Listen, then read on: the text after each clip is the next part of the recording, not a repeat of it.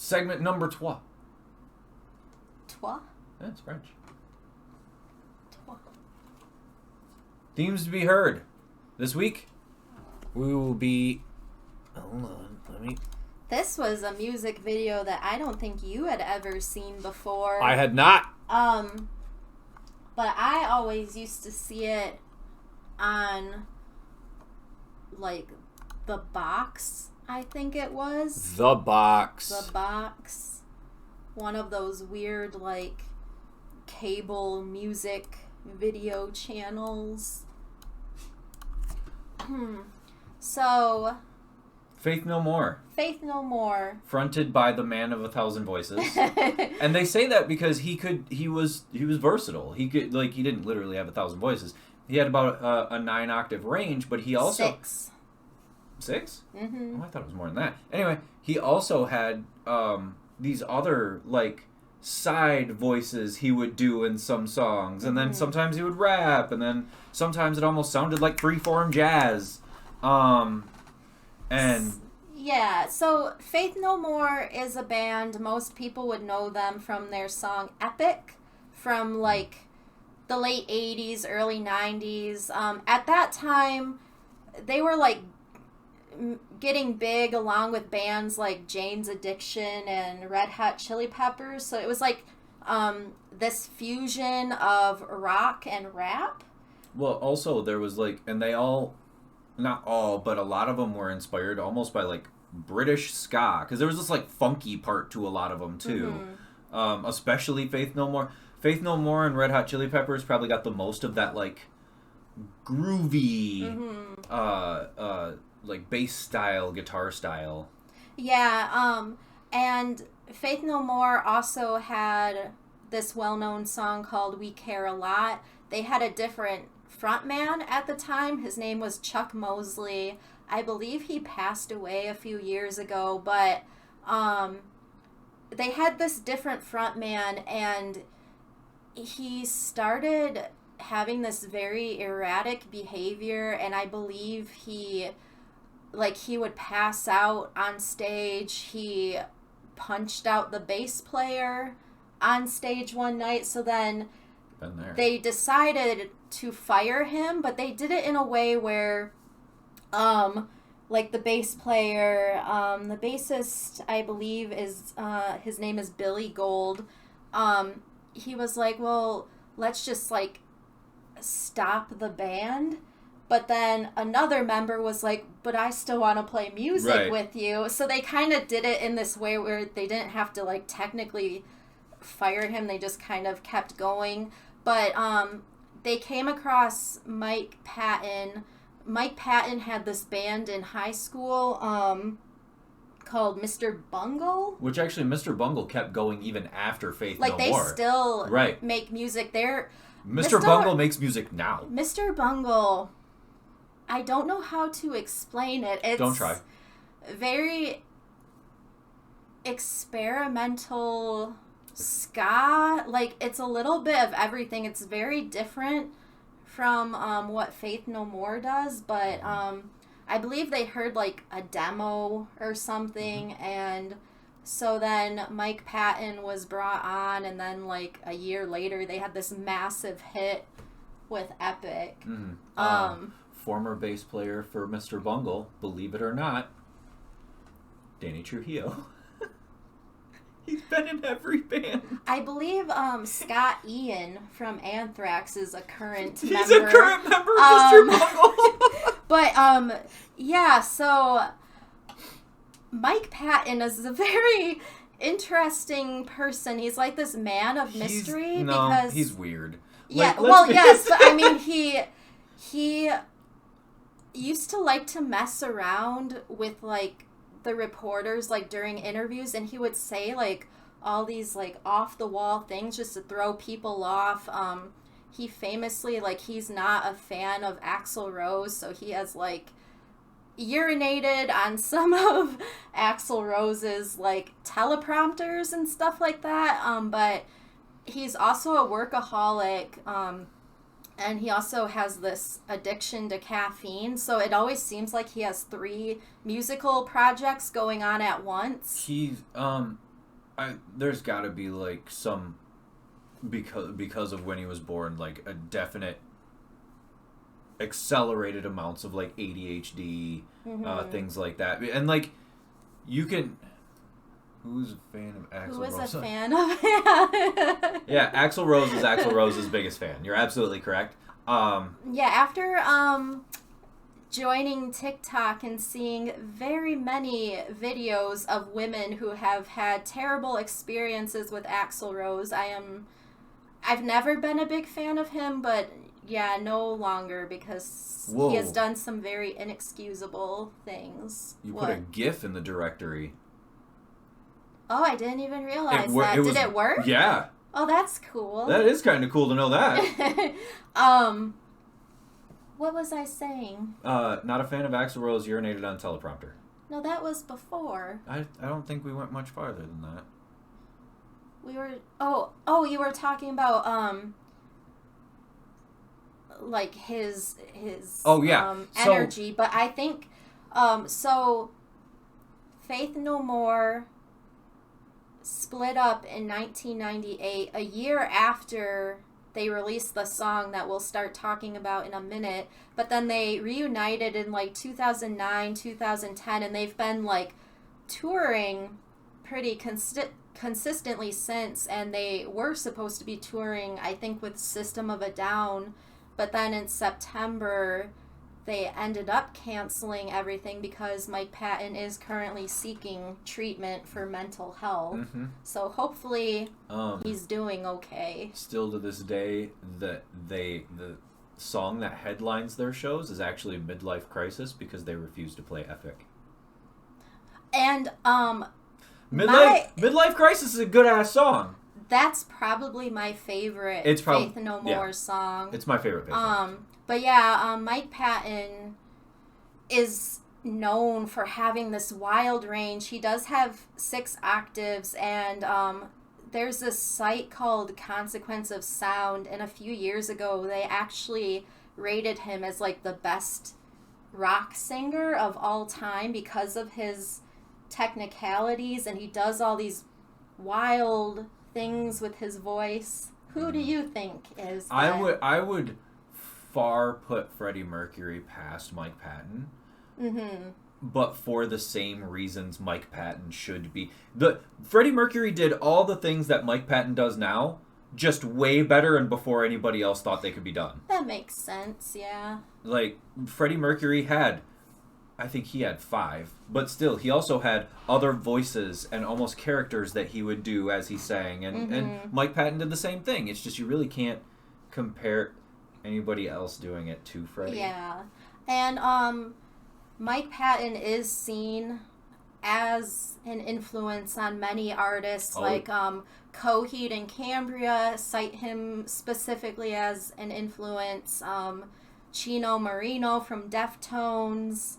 Jonathan Davis, Corey Taylor. I was about to say, there probably would have been no nu metal scene without exactly. Faith No More. Like, the entire nu metal scene probably came from Faith No More itself, because they were the first ones. Between them and, I think 1989 was the Rage Against the Machine self-titled album. Between those two bands, there would have been no nu metal scene ever. Like, that they did that first. Yeah. So the song that we're going to be talking about is Last Cup of Sorrow. It was from the year 1997 and was released as the second single. What was that? God damn it. Why is it every time we do a show there's weird noise? Alright, you know what I found out? Okay. It sounded like a whistle or something. It sounded like something. There goes a car. Maybe it was just that car backing out. Cars backing out make that noise? Well, if they hadn't started their car in a while, maybe it is cold outside.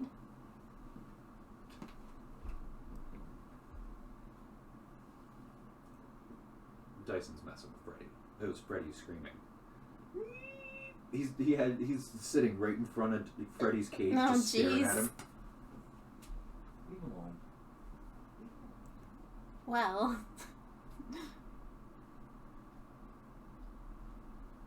Hi.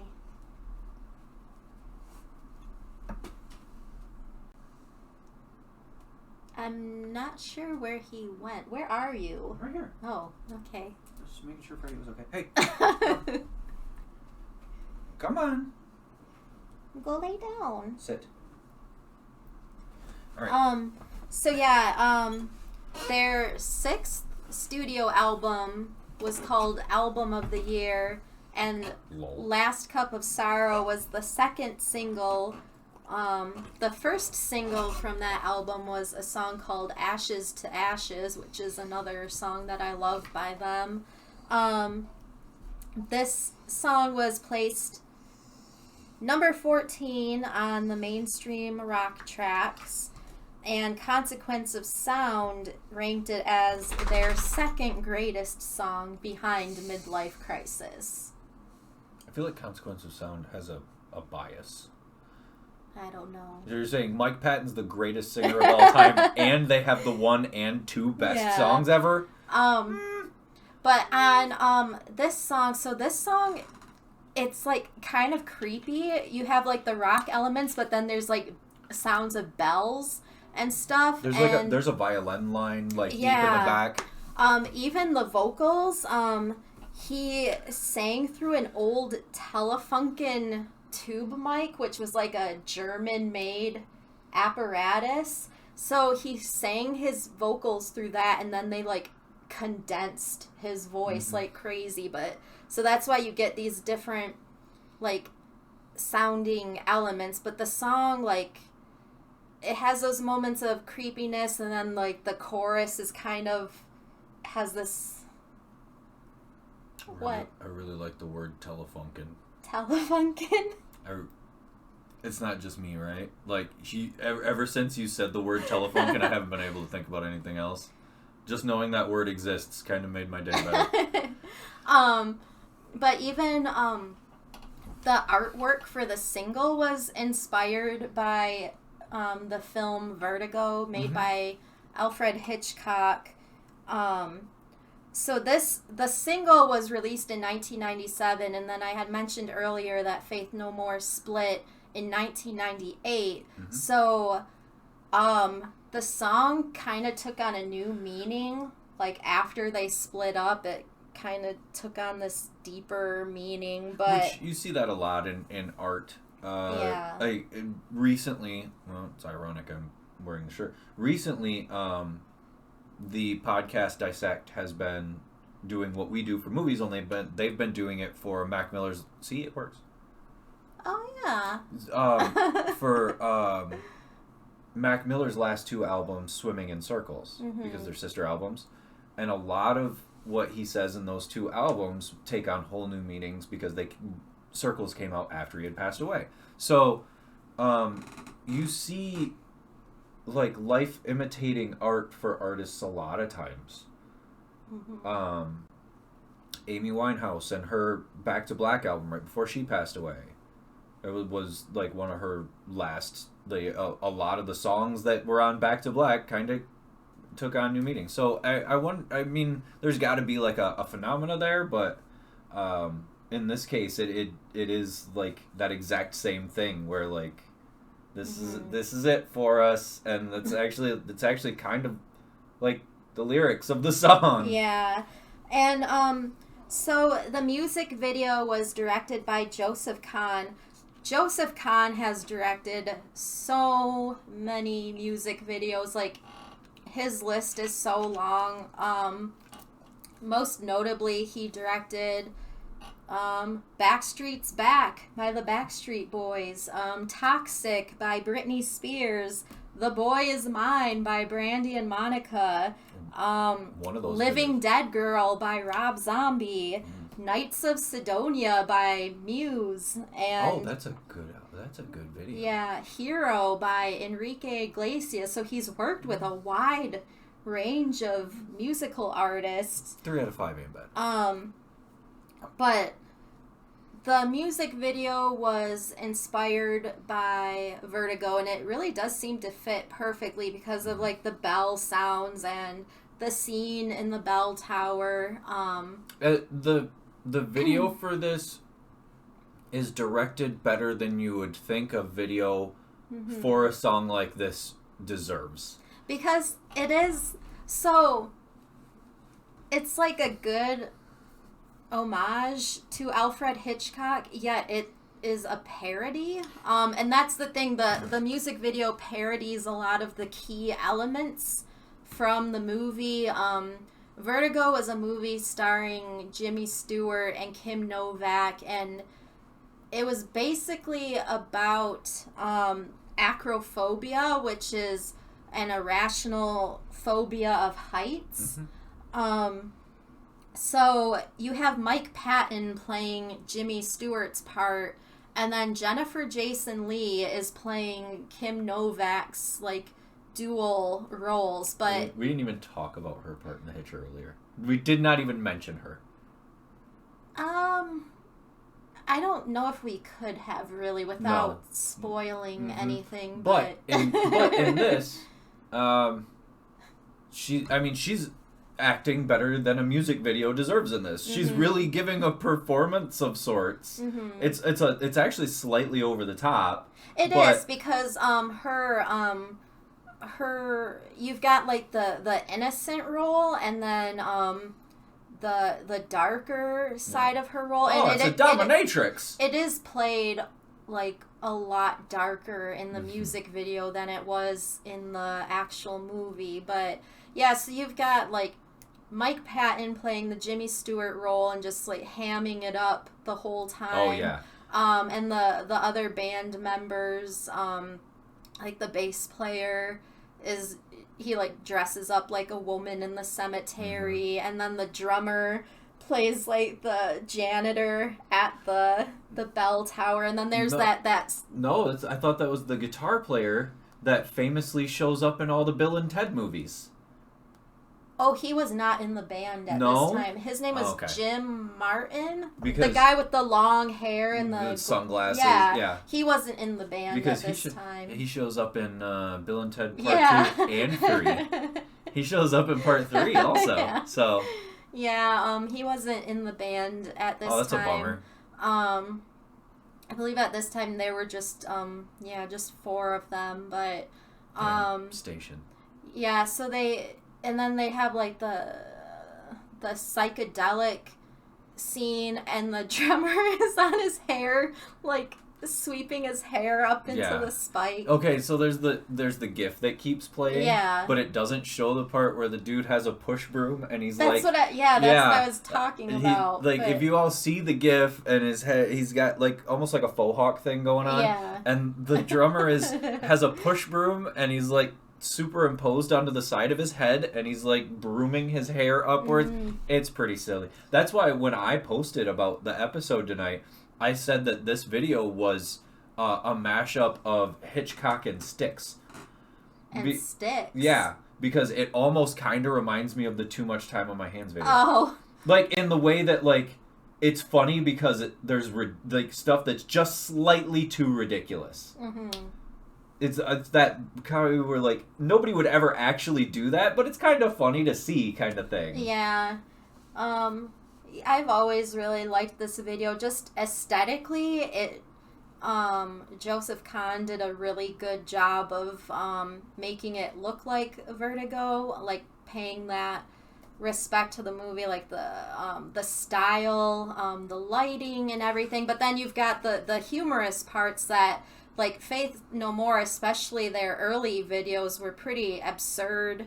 That was like Mike Patton when he was really wild, and he used to do those like funny vocal arrangements and stuff. But especially if you think of their Falling to Pieces video, that music video is pretty out there. But... And then like there was things that he would like wear one boxing glove for no reason, and but especially there are things in this video that if you just watch it lightly and as a viewer who's watching it for fun, you'd be like, oh, that's a funny video. And then you watch it again with a critical eye of direction and shot placement and composition, and you go, wait a second. There are moments in this where he... And it almost speaks to what Faith No More is as a band. It's funny and it's silly and it's fun to just, casually go over. But then if you listen to the music and you listen to the vocal, and it's so deep and intricate, and there's these little pieces that actual musicians will listen to and kind of study Faith No More and go, oh man, they were really good. Top-notch musicians and vocalists, and they did these things that just sound is made for musicians to hear. It's the same thing with this video. Because if you know what you're looking at with this video, you go, oh man, that was such a good directorial choice, and it's almost better than the video deserves.